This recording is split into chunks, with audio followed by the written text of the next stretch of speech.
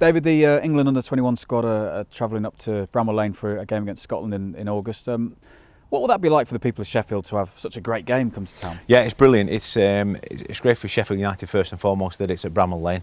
It's great for the city. You know, you've got two massive, proud teams there who've got real passionate fans. So you know, I'm sure Bramall Lane will be full. I'm sure it'll be rocking, and you've got the added spice of England versus Scotland, haven't you? So it'll be a great night, a great occasion, and it'll be great for the under-21 players to play in front of a full house there, and I'm sure it'll be a good game. I mean, it was a very disappointing summer for the under-21s and all the England teams really in the tournaments. It's really a chance to put a few wrongs right, isn't it, and show that the talent at that level isn't as bad as people may think. Well, it's not, because I see it week in and week out, and I watch all the young players in the Premiership. I watch the young players in the Championship, League One, obviously, and I watch a lot of under-21 games as well. So there's a lot of talent out there.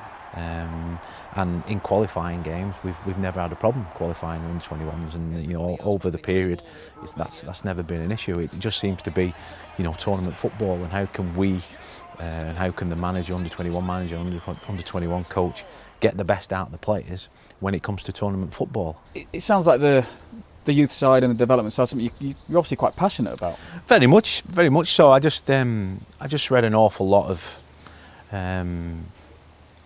stuff this summer, that we haven't got good players, and we don't know what to do, and we've not got good coaches, and actually we've actually got both. Yes, I'd love to see more players playing in the Premiership who are English.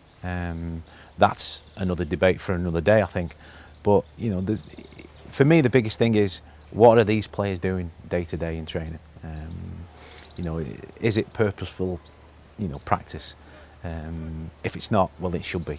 And I'm passionate about the under-21s. I'm passionate about my country because it meant a great deal to me when I played. I was very lucky enough to captain the under-21s, and absolutely one of the proudest days of my life. To put that shirt on and to play, and then to play for the full team, albeit only once. But nobody can ever take that away from me. So I'm a massive England supporter at the end of the day, and sometimes people say a lot of things that they don't know a lot about, and I know a little bit about what I'm talking about, or I like to think I do, and there is a lot of good young players in this country.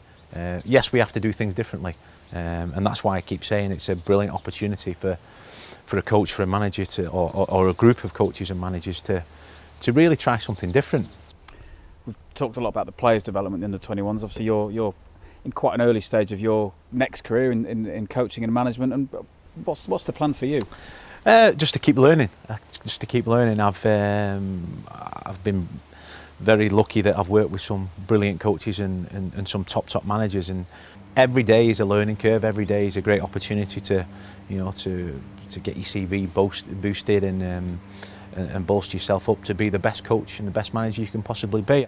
Players, when they're developing, they'll maybe look at the senior players and pick up a bit from that player and a little bit from this player. Is it the same with coaches and future managers? Without a doubt. I mean, it's not just, I don't just look at football managers, I look at other sports as well. Can you take something off him? Can you take something else off somebody in a different sport? Or is there a little phrase that you can use? Is there a session that you could tailor to your individual players? It's an ongoing development, really. As a coach, I don't think you ever stop learning. I think the day you do, and the day you think you have, I think that's the time when the jobs will not be around anymore for you. The trendy one at the moment is the British cycling team, isn't it? Or Team Sky, and the 1% marginal gains that they seem to be getting, or their fresh ideas, and we've looked into that, and I think it's brilliant, because we've got so much talent in this country, and it's proved over the last couple of years. The cricket team's doing well, the rugby team's doing well, the Olympics was a sensation, wasn't it? So to have access at St George's Park to all these different sports and these different people is priceless, really.